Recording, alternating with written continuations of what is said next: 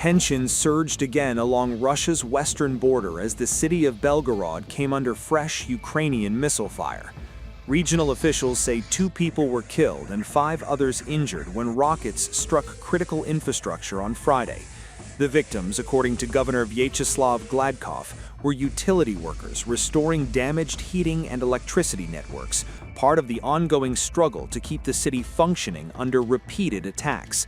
The strike forced authorities to halt overnight repair operations, citing fears of further bombardment in the dark. The attack focused on Belgorod's energy and electrical installations, causing widespread disruption. Heating and water supplies were knocked out in several neighborhoods, and at least 3 buildings suffered heavy structural damage. Residents reported a series of loud explosions as Russian air defenses activated across the skyline. Belgorod, just 40 kilometers from the Ukrainian border, has faced frequent strikes since the war expanded beyond frontline trenches into infrastructure warfare. The exchange of blows is not one-sided. In the Ukrainian port city of Odessa, officials say a Russian strike on energy infrastructure killed 1 person and wounded 6 others. Overnight in eastern Ukraine, another Russian air raid killed 3 brothers aged between 8 and 19. These retaliatory attacks highlight how both sides are increasingly targeting power grids, logistics hubs, and energy nodes, seeking to weaken each other's ability to sustain the war. Even as missiles fall, diplomacy inches forward.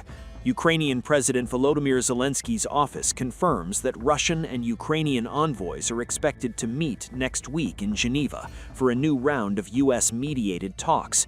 The negotiations come as the war approaches its 4th year, with no compromise yet visible on territorial control.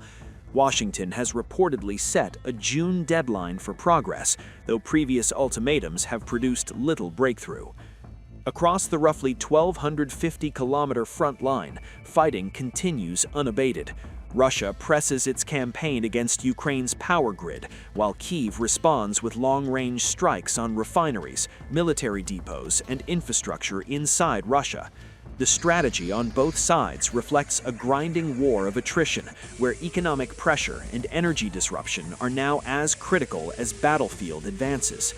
The human toll continues to mount. Hundreds of thousands of soldiers and tens of thousands of civilians are estimated to have died since Russia launched its full-scale invasion in February 2022, making the conflict Europe's deadliest since World War II. As leaders gather in Munich seeking support and solutions, the reality on the ground remains stark. The guns are still firing, and peace still feels distant.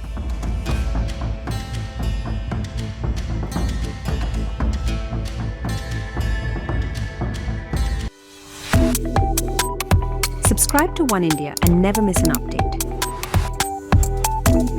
Download the One India app now.